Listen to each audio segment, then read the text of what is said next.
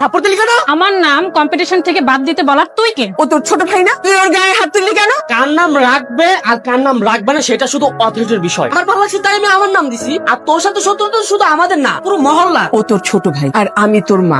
আমরা কি তোর খারাপ চাই বল? এই মহল্লায় তোর জন্য তো আমরা বের হতেই পারি না। নানান মানুষ নানান কথা বলে। সারা দিন তুই বাইক চালাস, রাতেও দেরি করে ফিরিস। মহল্লার মুরব্বীরা কিছু বললে তুই তাদের সাথে বেয়াদবি করিস। এখন তো ছেলেদের সাথে বাইক কম্পিটিশনে নেমেছিস। দুদিন পরে আমাদের নাকটা কাটা যাবে। তুই কোনো বাইক রেস অ্যাটেন্ড করতে পারবি না, এটাই ফাইনাল। এই শোন রাজ, এই রাজ, ফাহাদ তুমি এখানে?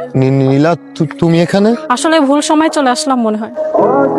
আমি মানতে পারতেছি না যে ওর মতো একটা পেলে বয়কে আমি চিনতে পারলাম না, অথচ তুই ওর জন্য এত কিছু করলি। বাদ দে তো, এসব নিয়ে এখন আমার চিন্তা নেই। আমার এখন শুধু একটাই চিন্তা, বাইক রেস নিয়ে। বাবা, আজ তোমাকে ছাড়া খুব একা লাগছে। আজ যদি তুমি থাকতে তাহলে সবচেয়ে বেশি সাপোর্ট তুমিই দিতে। মা, কেন এত হতাশ হচ্ছিস?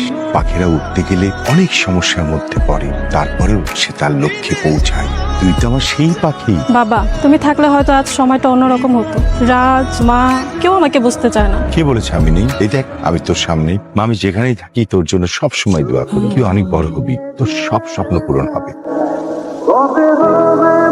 তো বারবার কেন কল দিচ্ছ? দেখো, তুমি যা দেখছো ভুল দেখছো। এটা টোটালি একটা মিসআন্ডারস্ট্যান্ডিং। ও আমার শুধুই বন্ধু। তোমার মতন ছেলেরা এগুলোই বলবে। আচ্ছা নীলা,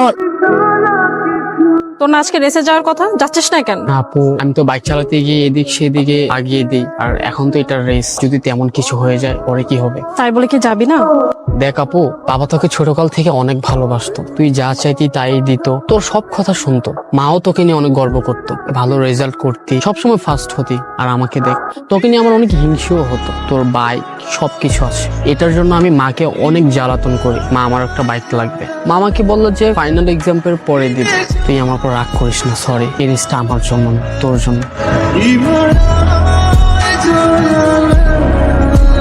ছাড়, তুই করে দিতে আসছ আমাকে? তোকে ছাদ থেকে ফালিয়ে দিব। না না, এটা করিস না কিন্তু, সাবধান। নে, এটা কার? আজকের পর থেকে আমার বাইকে হাত দিতে দেখলে চিলকার কান নিতে দিব না, আমি তোর কান নিয়ে যাবো। আপু সত্যি এটা আমার? হ্যাঁ। আমি আজকে থেকে তোর বাইক ধরবই না, সত্যি। থ্যাংক ইউ আপু। তুমি এখানে? তুমি কি আমাকে কয়েক চামচ ক্ষমা আর এক বিন্দু পরিমাণ পানির সুযোগ দিতে পারো না? আর তোমার প্রতি আমার যে অনুভূতি কাজ করে সেটা আর কারো প্রতি করে না, এক বিশেষ অনুভূতি। তুমি আমাকে আরেকবার সুযোগ দাও না। ভেবে দেখো। কংগ্রেচুলেশন। Thank you.